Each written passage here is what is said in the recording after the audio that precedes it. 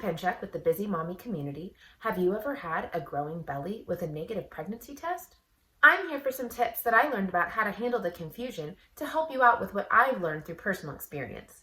So let's just start with, many women have taken a pregnancy test because they were having symptoms with their bodies. Our bodies change a lot.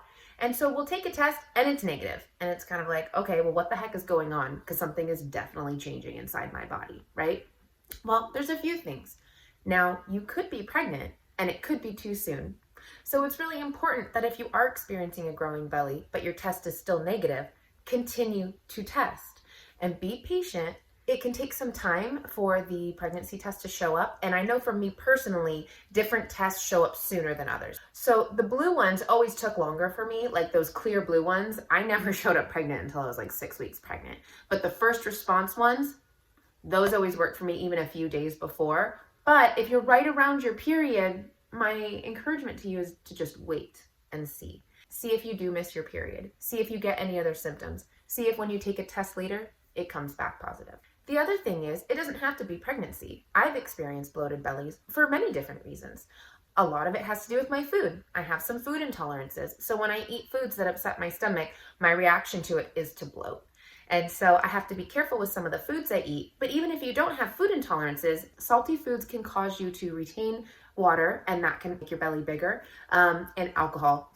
I don't drink a lot of alcohol because it makes me so swollen and uncomfortable. But whenever I do, I can tell that my belly is always a little bit bigger, and like everything else, like the fingers, everything can get a little bit more bloated when you drink alcohol. But if none of these are the case, it's not food related, it's not pregnancy, and you're still experiencing a lot of discomfort, and it's just your belly that's swollen, I would encourage you to see a medical professional. I found out that I had something called SIBO, which is an overgrowth of bacteria in my gut, which meant that all these foods that I didn't know were causing me to bloat. And I thought I was pregnant, legitimately thought I was pregnant, took so many tests, I was positive, I've had 4 kids, I know what pregnancy feels like, and I was not pregnant. It was just the foods I was eating and my body reacting, and so I had to go on antibiotics, and all of my bloating pretty much went away. And so it's really important that if you've done all the things, right, to see and wait if you're pregnant, and you've been careful with your food and you're still experiencing bloating, like with SIBO, you have to eat a low FODMAP diet. Now, what's low FODMAP? It's no avocados, no beans, certain vegetables are okay or not okay. It's not very intuitive. And so I was eating all these foods that were upsetting my stomach, and I had absolutely no idea.